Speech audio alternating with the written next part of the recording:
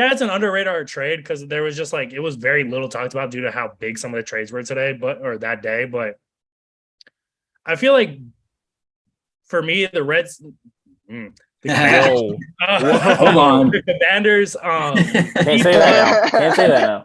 I can't say that because they didn't get anything for honestly being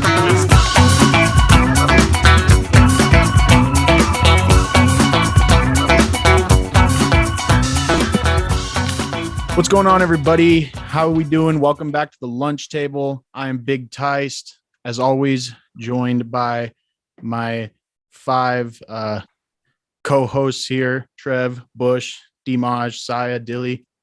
How are we all doing today? lovely. Fantastic. Everybody doing good? I don't know. I'm very on the fence, but it's fine. Well, you might have reason to be on the fence, DiMaggio. It's been a big week in pro sports, especially in the NFL. We have just concluded the NFL trade deadline, and that's what we're going to be spending most of today talking about because it was hands down the most active trade deadline of all of our lifetimes, probably of all time. 12 on one day is pretty ridiculous, dude. Yeah. Insane. And through it all, For the sure. Packers did not make a single move. As it always has been. Real shock for the Patriots. Also didn't do anything. So It's consistently Almost two teams that were actually.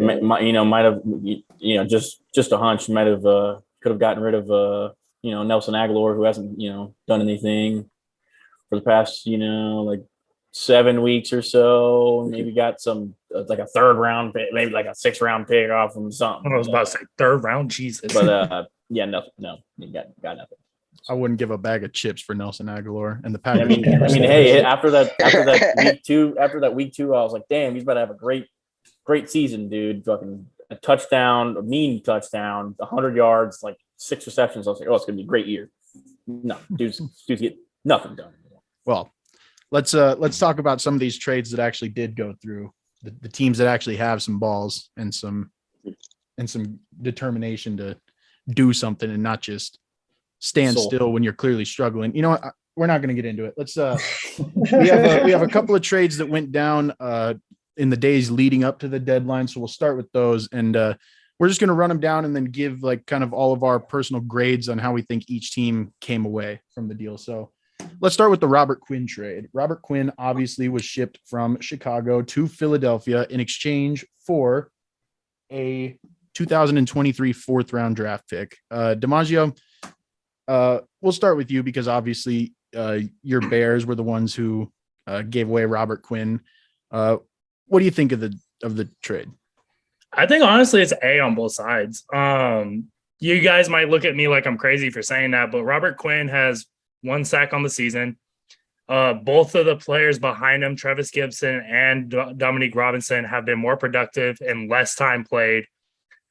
Gives them a chance as young guys to prove it out there. And we got compensation for a player that was owed over 18 million next year. So honestly, amazing, great deal. I honestly, if he would have played better, a 3rd rounder would have been more preferred, but because of the low production of 4th rounder, honestly, to me, for the contract and just the potential for the young guys to step up and show what they're made of before the offseason next year really does show a lot for the Bears organization. So I'm really excited for both teams. The Eagles got a potential sack leader if Robert Quinn can get back on his shit and just he doesn't need to play every down, just play him on down, see what happens, get him out there. Think that will give him the potential to maybe up his sack. So I think it was a good trade for both teams. Yeah. A little AA action. I agree with most of what you're saying. I definitely think that the Bears get an A because I think a 4th round pick is pretty good compensation, especially for a player of Quinn's age. I don't know exactly, but I think he's 32, 33. I think he's a little older than I think he's 34, honestly. Oh, 34 even. Yeah. So, I mean, getting a 4th rounder for a guy that old is, I think, pretty good. And obviously the Bears aren't in win now mode. And for the Eagles, I'll give them a solid. No, Robert Quinn is 32. You're right. 32. Yeah. Yeah.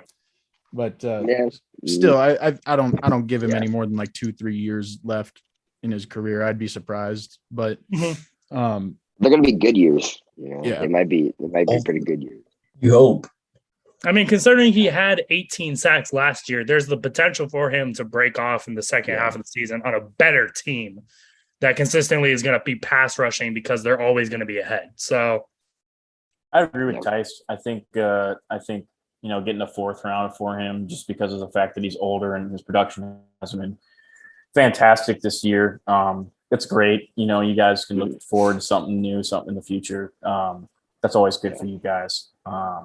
And B plus for sure for the Eagles. I mean, the defense is already disgusting, and just adding another guy who can possibly make their defense that much better. Like that. You're always looking to make your team better, and having a veteran like that around the defense, it's still decently young, but also has other veteran leaders. It's just a all around good situation for that defense.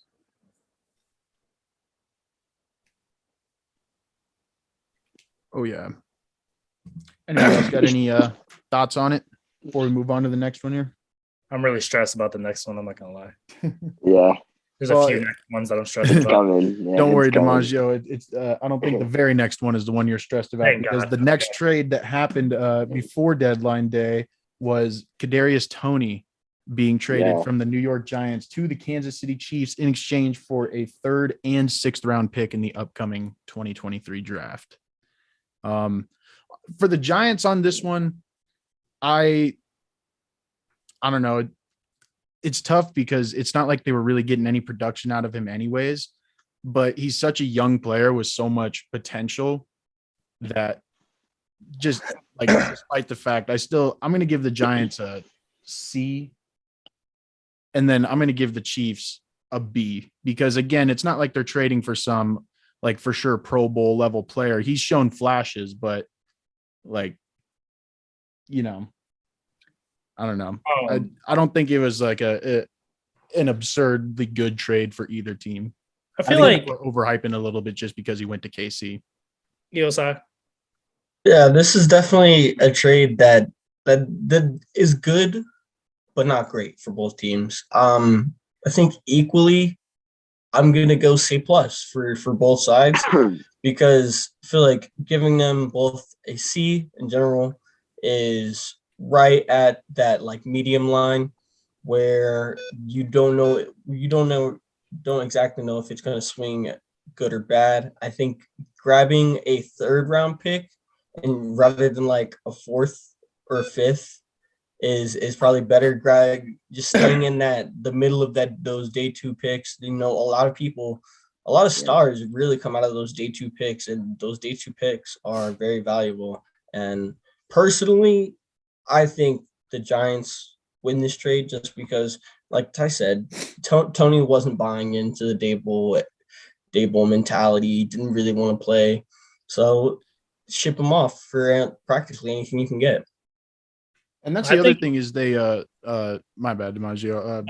I was just gonna say they didn't get back nearly as much as they invested in him, which was a 1st round pick.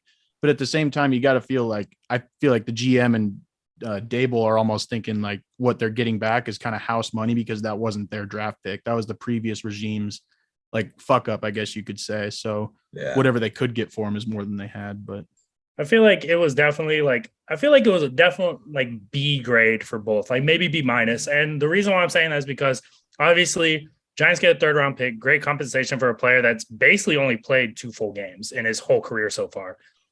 Because of injuries, he's been but in those games he's been explosive. But best ability is availability, and he has shown that he can't stay on the field.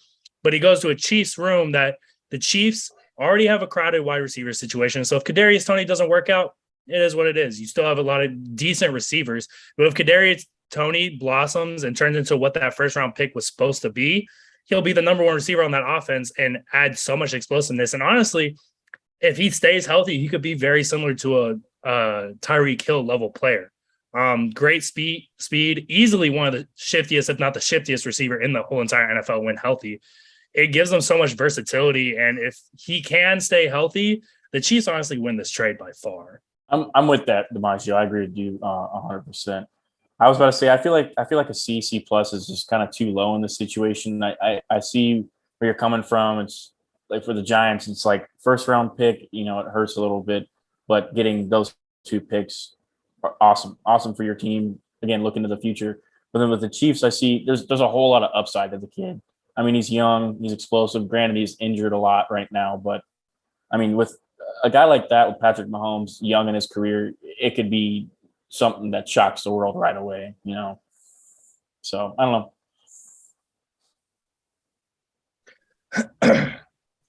know. All right. Here's the big one, arguably one of the biggest trades of the deadline.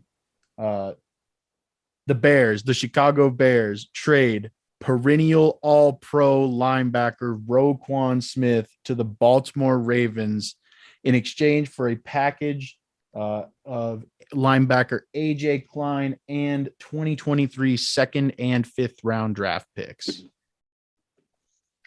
I've got some beef with this one. I've got first off, this is I've got a problem with the Ravens organization. I'm not gonna give a grade yet, but my question is, you get Roquan Smith, that's awesome, but you got to give away a probably will be a still top 50 pick in that second rounder, and then a fifth rounder, and then still have to give up a veteran presence in AJ Klein. But what are the Ravens doing? You're gonna have Roquan Smith for however many games left in the season that he plays, which is like 7 or 8 plus playoffs potentially, and then it's gonna have to be you're gonna have to pay him, and then you're already in an off season where you're not paying Lamar, so now you've got 2 all-pro potential players that you're gonna have to choose which one to pay, and personally, I'm taking Lamar, but like, what value do you really gain out of this? Yeah, no. So for the Ravens, I'm giving it a B-. For the Bears, I'm going an A+. I think that was a masterful deal, because they get rid of Roquan Smith's contract and get a probably what will be a top 50 pick. Yeah, no, I was honestly, like, obviously it sucks. Roquan was my favorite player on the Bears for so many reasons. I mean, another great linebacker. I'm a Bears fan because we play great defense, and he was the reason for that.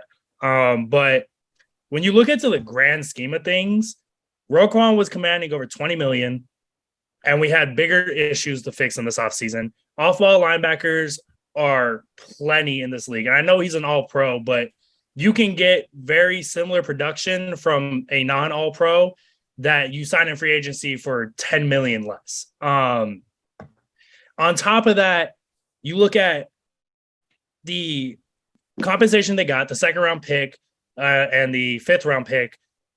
For the Ravens to take Roquan, it makes no sense, because you have to pay Lamar and Roquan, and if you pay Lamar what he's asking, you're not going to have money for Roquan. So you basically just got him for half a year, and he's bye-bye. So I think the Bears won this trade by far. You're saving a lot of cap space next year. You got return on investment. And on top of that, Roquan honestly probably wasn't going to sign back. He was already frustrated with the Bears organization on not paying him this year. And there was just a lot of uncertainty. So they were like, you know what? Fuck it.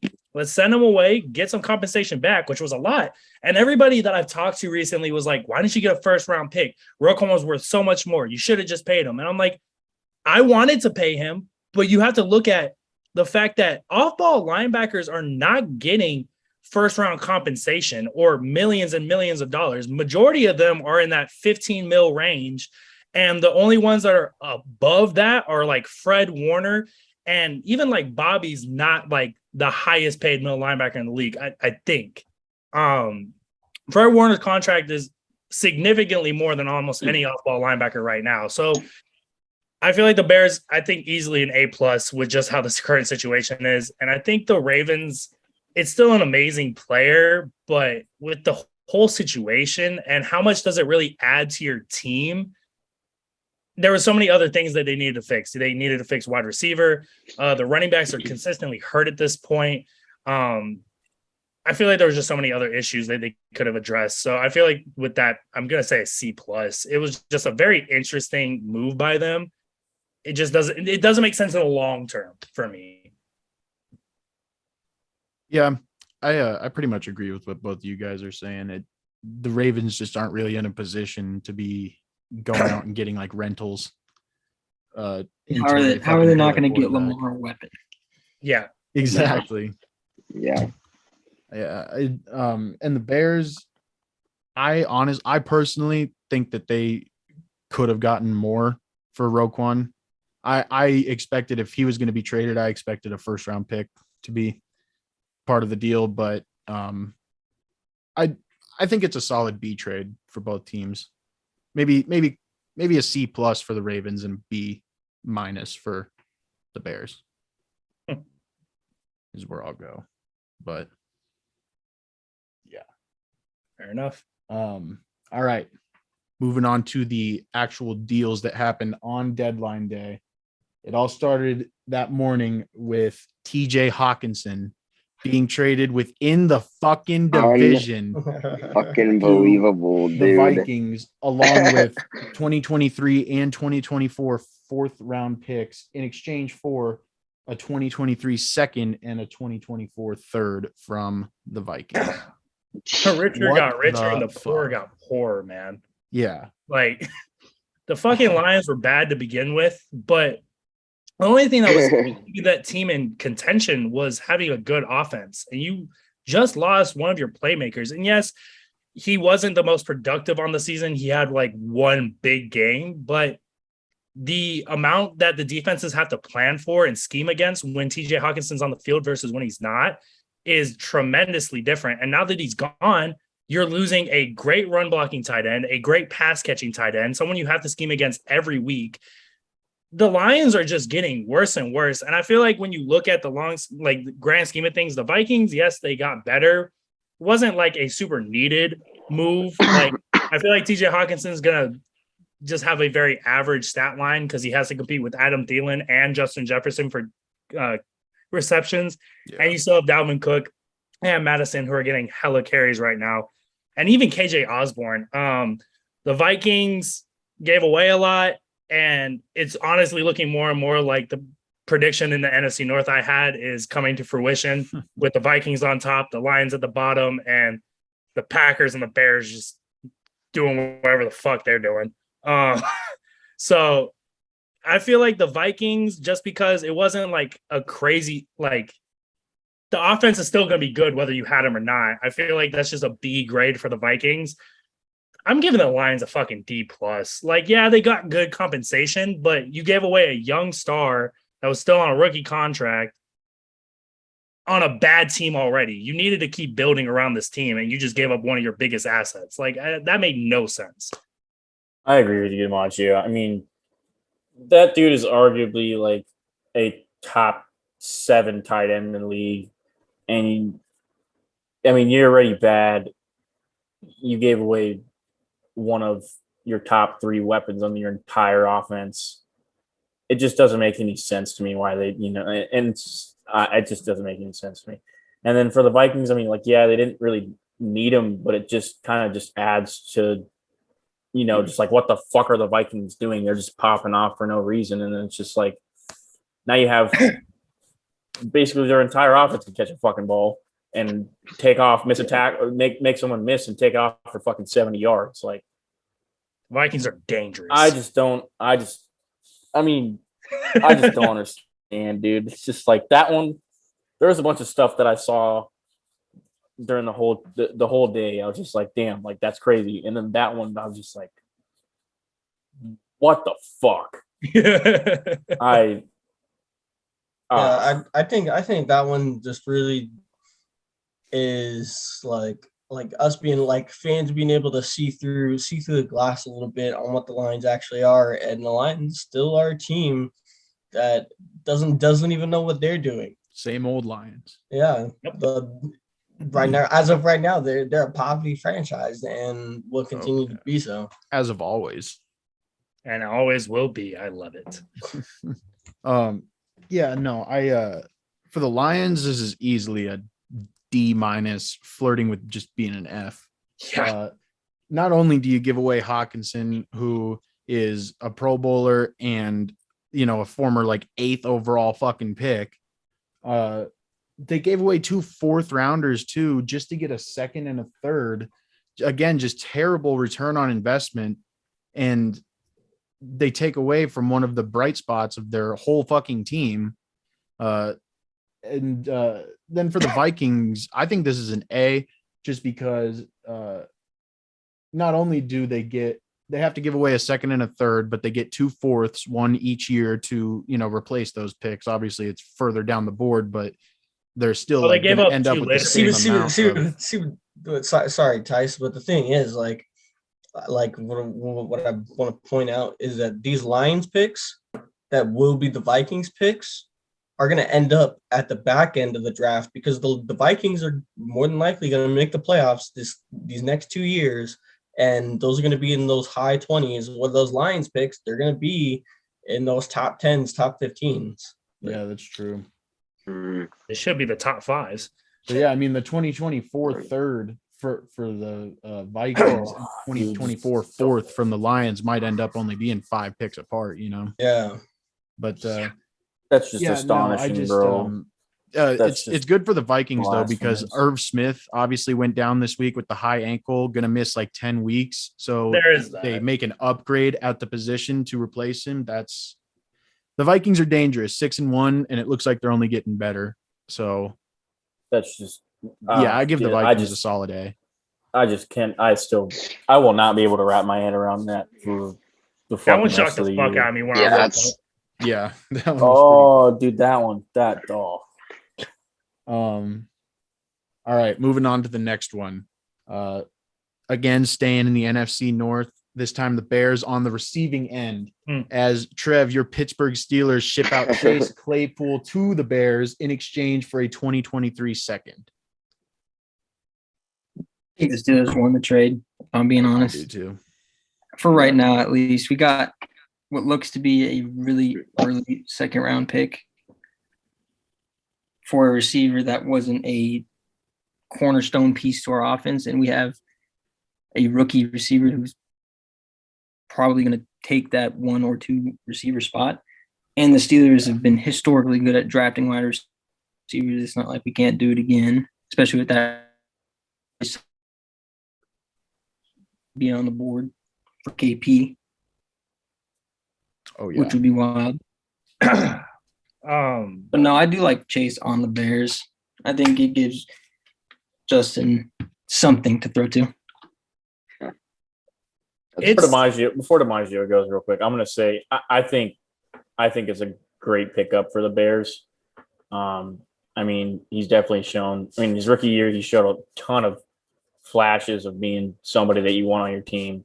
Granted, his last 2 years have been so, but it's just another thing that can help you move in the right direction as an offense. It's a deep threat. It's someone that can catch the ball across the field. It's just something to help you out. And granted, your receiver core isn't the best in the world right now, but you got Mooney to build around. You got Claypool to move around. I mean, N'Keal Harry's not great. He's not a great receiver, but he's something that can blossom into something good. He's made some pretty decent catches the last few weeks, and a touchdown. And with minimal playing time is what it seems like. I feel like when I watched the Patriots Bears game, he didn't really get in a ton, but when he did, he made a thing. Made an impact right away, basically. And I don't know. I just feel like the Bears have a lot of upside with this. And Trev, I think again what you're saying is 100% right. I think right now you guys just have to move on right now, and at the time it sucks. I know you liked him a lot and all that stuff, but there's only up for both teams. I think it's awesome for both teams. Yeah, you look at the production in Chase Claypool's rookie season, and 11 total touchdowns, 895 yards. There's a lot to look into that scenario because he's been inconsistent due to a lot of quarterback switches, and he finally has a quarterback who I know still has a lot to prove, but he's a better thrower. Like a good quarterback the past few weeks with a very weak wide receiving core. And I think a starting lineup of Chase Claypool, Darnell Mooney, and N'Keal Harry honestly doesn't sound that bad. It doesn't. You have Chase Claypool who has elite I speed, don't know. good on 50-50 balls, Height. and just can be that true X receiver. You have Darnell Mooney in the slot, finally not playing a X receiving role because that's where they're trying to put him due to just the lack He's of where he size, should be. lack of He's where he talent. should be. You also have Byron Pringle, who I know is not an elite receiver in any team, like any term, but he hasn't played all season, and so we don't even know what that has to bring. I feel like this receiving core is finally coming together for Justin Fields, and I think the biggest thing that this proved, not that, oh, we got a receiver, but it shows that the front office finally is like, we're trusting Justin Fields to get this shit done. We're giving you another good, I think he's going to be a good receiver, and I think he has a potential to be elite. Honestly, he has the size, he has 4.4 true speed, he can make the contested catches, he's a great run blocker. There's everything in this system already being the number one rushing offense and adding an elite run blocking receiver. The offense looks a lot better. And yes, a lot of people are saying the Steelers won the trade because they got a second round pick out of it, but Chase Claypool was a second round pick. He's on for this rest of this year and the next year on his rookie deal. And why take a chance on a second round receiver when I feel like Chase Claypool is a proven / has more to prove receiver for the Bears. So I think it's a great trade for both. I'm honestly giving them both the A on this trade. I feel like it's going to work out great for both. You didn't need Chase Claypool. You have great receivers. The Bears needed a receiver, gave up a second round pick for somebody that's worth a second round pick, in my opinion. Both won the trade. Yeah, I think that the number one thing with you, and we're talking about Justin Fields, he's a quarterback that doesn't have the greatest accuracy, but he knows how to put it in a catchable in a catch radius. And what's great about Chase Claypool is he has a ginormous catch radius himself. So that being said, you pair him with Justin Fields, who can kind of play with the limits of that radius. They'll make each other look real good. Exactly, Dilly. Exactly. Then you know what I'm on. Yes, there's And one more thing to say about that real quick is you talking about that catch radius and that 50-50 ball aspect. Think about if Chase Claypool was on the Bears during that Commanders game and he was the one that got that 50-50 ball instead of Darnell Mooney. Bigger, has that potential of that catch radius, could have thrown it a little bit higher to get out of that corner's range. There's a lot to this component that Chase Claypool just brings so much more to the table. I just can't get over it. A lot of people are telling me we'll see how it goes, but I think we're going to be seeing a great connection between Chase Claypool and Justin Fields. Oh yeah. for sure. Real quick, I'll just say I agree. AA for both teams. For the Steelers, I was just talking earlier about return on investment. It is very rare that you get exactly what you paid for a guy in terms of draft capital in return, especially in a year where he's having career low numbers. But I don't think he's a bad player at all. And I like it for the Bears. I like him as a compliment to Darnell Mooney, who is kind of like smaller and more crafty, and Chase Claypool like has speed on the same level as Mooney, if not faster, but just being such that big, strong, like deep threat jump ball type guy. He proved it his rookie year with Ben. And if Justin Fields can just get the ball downfield to him in that same kind of fashion, I think he can definitely be a good compliment. I think he will. Justin Fields throws one of those like go up and get it balls like multiple times a game. Gives the receivers a Usually chance. In his Defense, huh? rookie season, I think people forget to mention Justin Fields was a top 5 passer in deep ball percentage with Yeah, he goes for it. underproving receiving core. Allen Robinson dropped 2 of those deep balls for touchdowns.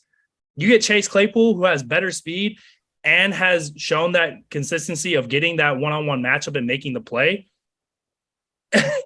I'm really excited. Honestly, I feel like it may be an over-exaggeration for how excited I am, but it's finally good to see the Bears made a move to improve Justin Fields, and it really could make a lot of strides for both Claypool and Fields. A real win-win boost, situation. little morale booster for that offense. Yeah, easily.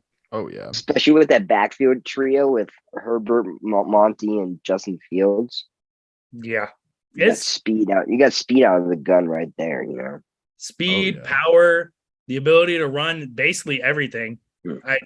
There's a lot this Bears offense can do. And if they can spend enough in free agency, there's a good amount. Orlando Brown right now is currently a free agent next year. You pay him the money that he needs, come to the Bears as our left tackle. This team really could be good in next year or two. Yeah. For sure. All right. Staying on the topic of the Steelers.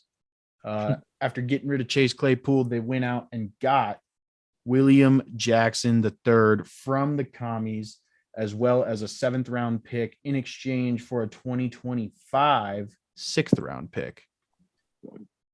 I really like this for the Steelers, just adding to that secondary that's been banged up all year, not really producing at the highest level. William Jackson was a guy who said he was unhappy in Washington, looking for a fresh start.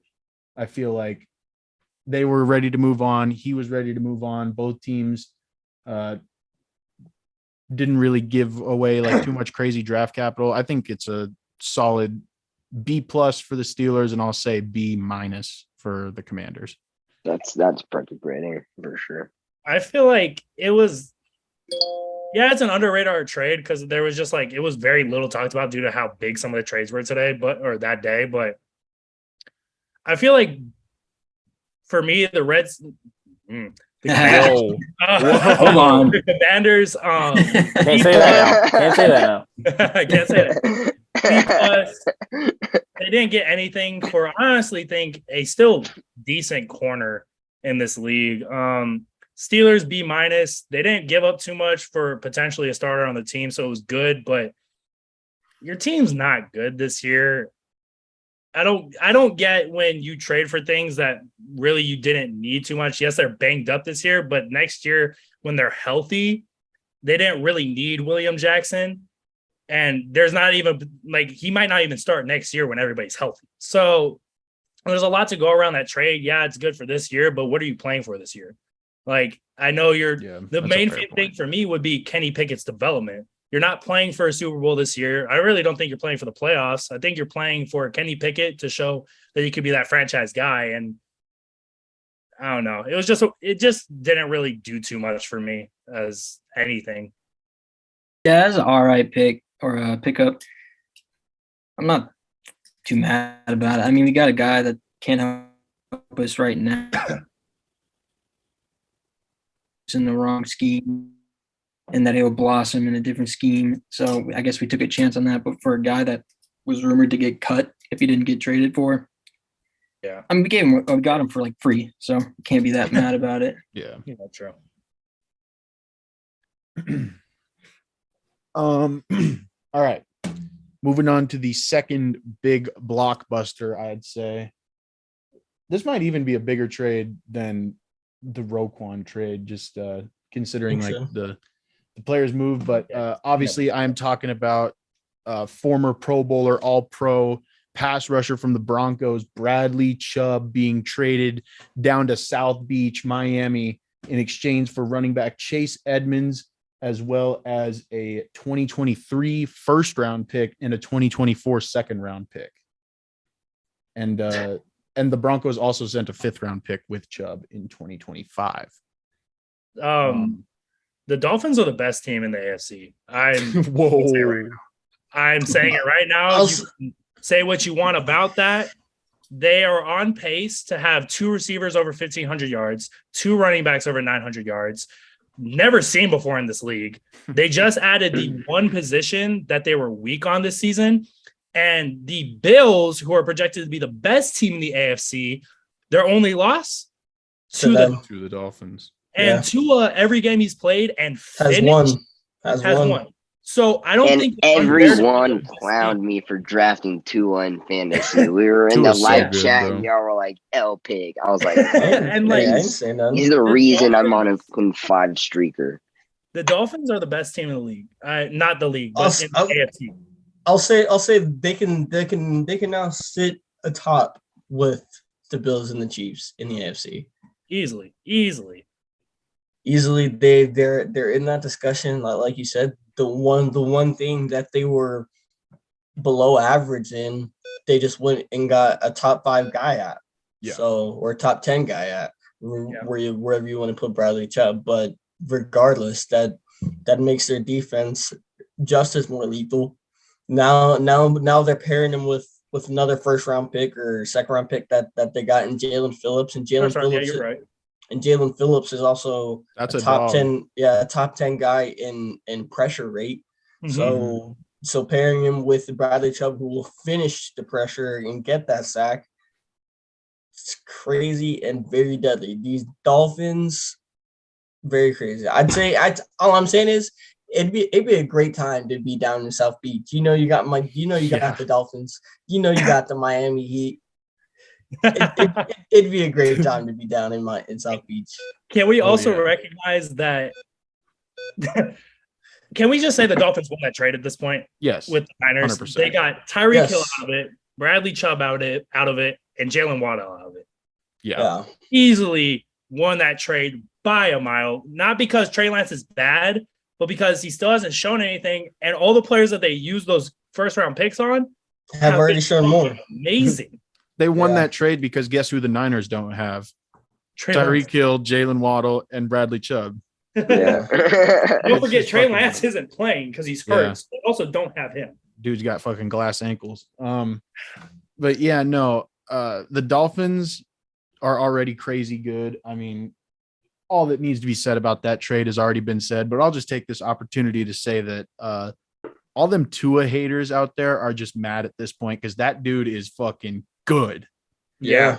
Tua in that system with weapons is so electric to watch. I mean, obviously the arm strength is never going to be Tua's strength, but arm strength wasn't really like Drew Brees' strength either. Like guys can excel not having the greatest arm because what he does have is like an elite intelligence of the offense and the game and reading the field and getting the ball out on time and accurate. Like timing is more important than strength. Oh, 100%. 1000%. So yeah, no, I just wanted to say that I was high on Tua coming out of the draft and I got a little gaslit over the last 3 years into thinking that he's a fucking bust and I was wrong, but no, I was not wrong. I was right. Tua's him. Moving on. I love it. No, but anybody else got any notes, points on the Bradley Chubb? I would like to say that the Broncos, I wouldn't say even lost this trade because what is that guy? Baron Browning. Baron Browning is looking like he can do the exact same thing that Bradley Chubb can do, and they got rid of all their first trading for that bum Russell Wilson, and now they just got one back. Plus, they get a running back who will fill the depth. Now they can let go of Latavius Murray. Oh yeah. Well, the Broncos also have been getting really good pass rush production from Randy Gregory this year too. Yes. Yeah. So yeah, I mean, losing Bradley Chubb isn't really detrimental for them, and they're not really in win now mode anyways. I'm definitely big pressed to see everybody in the AFC, doing big things. Patriots are just playing so. But no, the Dolphins are they're legit, man. Like I agree with you guys. Obviously, being a fan of a team in the AFC East, it's like I don't want to ever see another team succeed. But no, like the things that they've been doing have just been awesome. I mean, Tua's playing great football. Your defense is playing good. But no, like adding some guy like that to your defense that's already playing pretty damn good. It's just they're doing all the right things, and that's all you can ask for as a coach, as a GM, as a fan. Like that's exactly what you want your football team to do, and they're making it happen. All right, got a couple more left. This next one, probably the only trade of all of them that won't really have any impact this year. Calvin Ridley, the avid gambler, has been traded from the Falcons to the Jaguars in exchange for a 2023 fifth and a 2024 second. Saya, how do we feel about this? I love it. Yeah. Easily a great move. We all knew that Calvin Ridley was more than likely going to be on his way out of here with the whole suspension thing. And we couldn't find a deal beginning of the season. We didn't really press the issue, didn't try and force anything. And, we're getting return on investment back, which can grow to be really good depending on how much Calvin Ridley plays with the Jaguars. But we clear his 11 million cap off our book for next year, and now we're at almost 100 million in cap space going into next offseason. And even for Calvin Ridley, he gets sent back home down to Florida. So I think kind of works out for both parties coming from Atlanta. Personally, I don't know what the Jags are doing. I mean, I think that they're not thinking they're winning now, but I don't know. I would always rather have capital than a player per se. Yeah. I think I agree with you, except for the last point on I don't know what the Jaguars are doing, because you think about the potential that Trevor Lawrence has shown, especially with Christian Kirk as his number one receiver.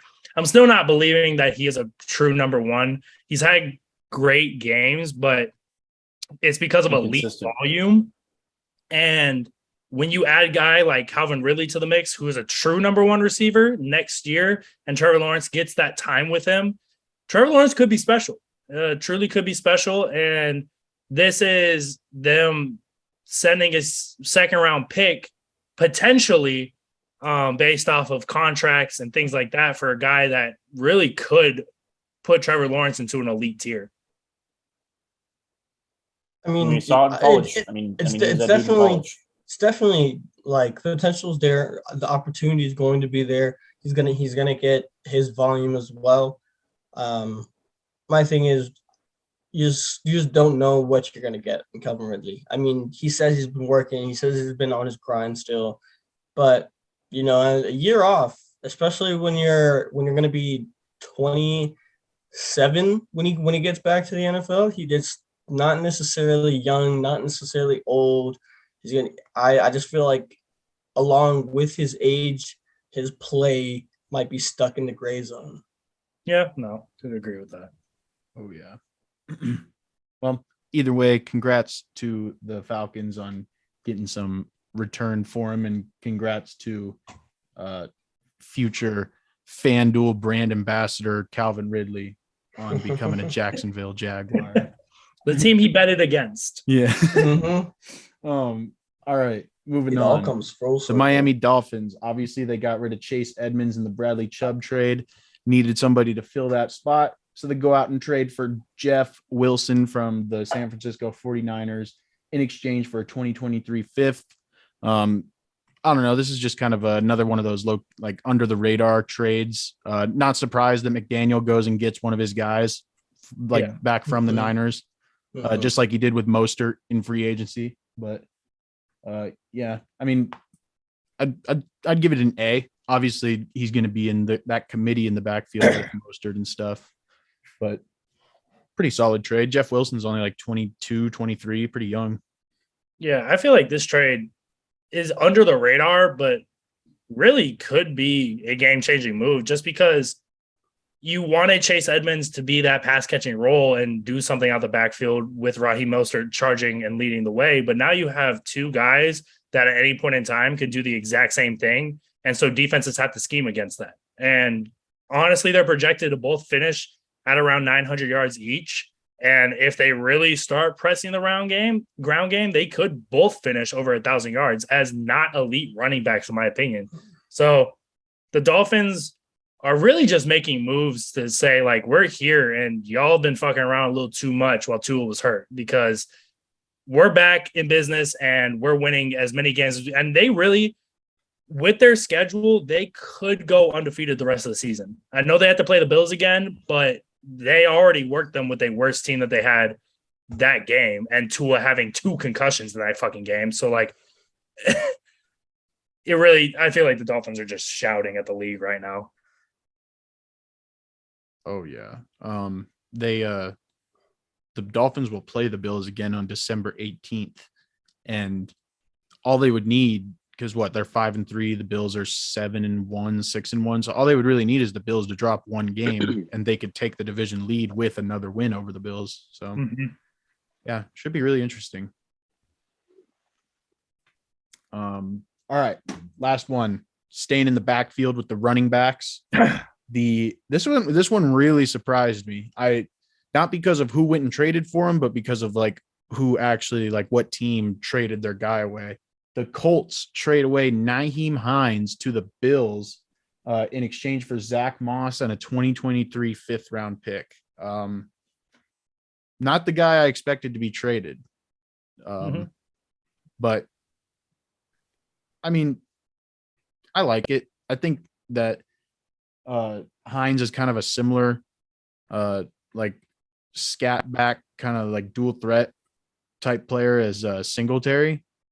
I was thinking they were like, if they were going to trade for a running back, it would be like more of a like 3 down, like kind of more of a power back type deal. But I think he'll definitely just add more electricity to that offense, being another threat out of the backfield, maybe line him up with Singletary and have some like dual back action. But yeah. And then for the Colts, they're just in fucking shambles. I think they're blowing the whole thing up this offseason. I feel like it's interesting. Zach Moss going to the Colts, I feel like gives them that element of when Jonathan Taylor's hurt and he's been banged up, you can lean on Zach Moss a little bit as a bigger back, give him that opportunity, take a little bit more pressure off Taylor, because Nyheim Hines was purely just a scat back. I mean, he had no rushing value to me. He's not a great rushing running back, but he's a great pass catching running back. And I think that makes the Bills so much more dangerous in the aspect of they have been air raid the whole season. Like, they do not run the ball whatsoever. And adding another pass catching weapon out of the backfield to pair with Devin Singletary and just the other amount of elite weapons on that offense, the Bills are scary, and they got scarier with this trade. So, yeah. Yeah, I like that trade too. I mean, James Cook hasn't been doing the greatest. He's been kind of struggling. So I like Nyheim Hines. Mm-hmm. Yeah, James Cook has disappointed me this year. I was expecting more. I think he still has opportunity. It's just he's definitely a lighter and skinnier back, and there's a lot going against him. He had 2 people in front of him that were more running backs, and Singletary showed that he could actually do more this season all of a sudden, which was weird. Yeah. So I feel like it's a crowded running back room with a running back room that doesn't have a lot of crowd to have. Facts. It's weird to me. And that's why I feel like Cook's just not going at the same level as what maybe these other rookies have done. I feel like he doesn't really get the workload that or the volume that he should get. It's probably just because that the Bills are trying to win every game they possibly can, and it's probably just not in the team as a whole's best interest to like give a rookie running back like developmental reps to try just to try and get better. Yeah. Oh yeah. Well, that's pretty much all the major trades that happened on deadline day. There was a couple other smaller ones, but did we ever talk about Christian McCaffrey real quick? I think we should just bring that one up if we haven't. I can't remember. A plus for both teams. I just wanted to make that clear. Both teams. Yeah. Christian McCaffrey's a goon in that offense. And once they get Debo back. But one thing crazy. I do want to talk about real quick. I had an argument with a Niners fan, my best friend, and literally my roommate. What do you guys think about the fact that I said Debo's fantasy production and the running game for himself is going to hurt him because Christian McCaffrey's now in the building? Yes. Is that true? Thank you. Yeah, because there's no point to run Debo as a wide back anymore. Yeah. You've got McCaffrey, you've got Chase. Who do you have as the other backups? Tyler is the 3rd round pick from this draft.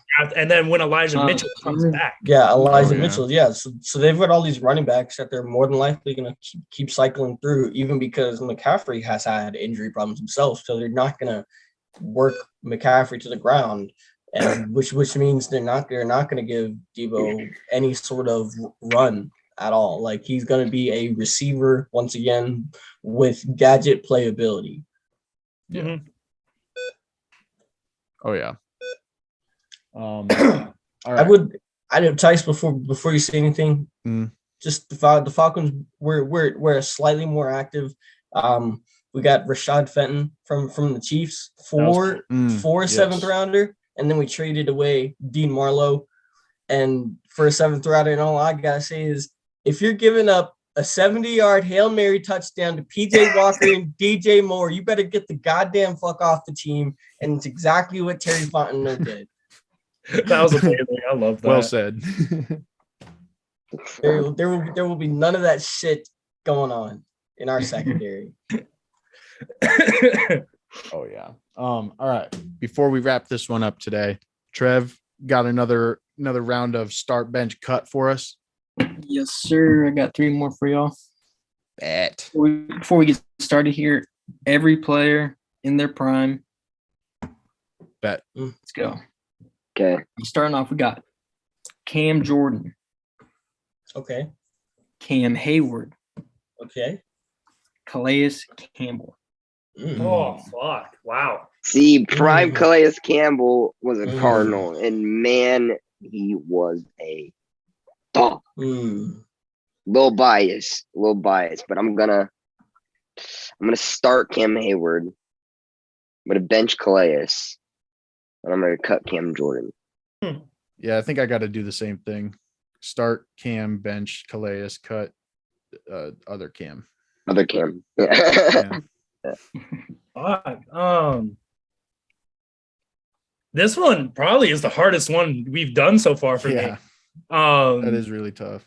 Like I'm gonna agree with y'all starting Cam Hayward. Cam Hayward is easily the best. Yeah, easily the best out of these 3. Future first ballot. Yeah, honestly. And from there, I'm gonna take Cameron Jordan. Honestly, I feel like yes, Calais was a dog, but Cameron Jordan, even in his later, like these past few seasons and at higher age, he's still playing at an elite level. And Calais started to see that drop off in his second season with the Jaguars and then after with the Ravens. So I don't know. I feel like I'm taking Cameron Jordan. Fuck it. Yeah, I'm also benching Jordan and cutting Calais just because as a Falcon fan, I see that guy twice every year, even in his prime, out his prime, before his prime, when that dude was in the womb. Like that dude knows how to get to the quarterback, and he knows how to put pressure on an offensive line. Oh yeah. I would say more than Calais Campbell does. Yeah. Oh yeah. Respect. All right, Trev. Next. Me. I'm starting Hayward. Yeah. Oh yeah. I'm benching Calais Campbell. Mm. And I'm cutting Cam Jordan. It's really either way. You know, I feel like that one's a toss up. Those last two, that was a fire list. I've seen way more from Calais Campbell, like just personally. Fair enough. Yeah. But all right, we're moving on. Second one, we got Megatron, Randy Moss, and T.O. Oof. God, yeah. Starting Randy Moss, benching T.O., and I'm cutting Calvin Johnson. Ooh. Wow. Take Dilly. I'm starting Megatron. I'm benching Moss, and I'm cutting T.O. In their if we're talking just their prime, not their whole career, just their prime, Megatron hands down. Okay, I'll bench Moss. Megatron and cut T.O. And cutting T.O. Like Megatron was the most unstoppable receiver to ever play the game. Yeah. And if he never retired short, we could probably be talking about him as the best receiver of all time. And he didn't get drafted to the fucking Lions. Like that dude Megatron in his prime, like even though it didn't last as long as like some other guys, Megatron in his prime form is the greatest like wide receiver of all time, hands down. That dude with the talent mixed with the production, unrivaled. Just like specifically seeing two guys line up to press him, and he still catches the ball over both of them. That shit was crazy. Yeah, I definitely got to start Megatron, bench Randy Moss, and cut T.O. But all right. Yeah, I got the same thing as that. I got Megatron, Moss, T.O. Yeah. Megatron is like maybe better at mossing people than Moss was. Might actually, be. actually. So can't Oh, God. All right, last one for y'all. In their prime, we got LaShawn McCoy. Ooh, shady. We got Jamal Charles. Jamal Charles. And we got LT. LT. All right. Starting LT for sure. Yeah. That's one of my goats. And then I'm going to bench Jamal Charles and cut Shady McCoy. Shady McCoy was so fun to watch, but I think that boy Jamal Charles is an all-time slept-on player. He was really like one of them first true scat backs. Yeah. I agree with that. He had that 400-yard receiving game or some shit like that. Yeah, like 400 total yards, 4 receiving touchdowns. Just a goon. Yeah, come on. I feel like definitely starting LT top 5 running back of all time easily. Shit. Yeah, I'm gonna have to bench Jamal and cut LaShawn. Like if you're talking about careers, McCoy easily, but Jamal in his prime was almost unmatched. I mean, he was elite in every facet of the game, man. He was C-Mac before C-Mac. Yeah, literally. Yeah, no, it has to be Jamal. Agreed. Yeah, I'd even flirt with the idea. I'm starting Jamal Charles just because Jamal Charles, to me personally, is my favorite running back of all time. Yeah, the electricity, the crowd shocking moments. Absolutely unreal running back. But don't get me wrong, that dude Shady was giving crazy work. Crazy work. That dude was giving crazy work. Shout out to another fucking body. Oh my god, crazy work. Briggs, crazy work. She was amazing. All right, well, I think the merch, D-Mod. Come on now. Yes, sir. I think that'll about wrap this one up today. We NBA season is still getting into full swing. Bucks are 6-0. Just saying. Fuck you. Maybe getting another one of these this year. You know. Yeah. It's you. Has anybody got any closing words for our viewers? Negative. Every week until I get my K from this, but the Lions suck, and I hope they continue. Lions. All right. Awesome. You heard it here first, folks. If you watch Hates and Lions. If you want to support us by subscribing, liking the video, leaving a comment, it would be much appreciated. We appreciate everybody for tuning in and watching every week. I'm Big Teist. These are the boys. We will see you next time.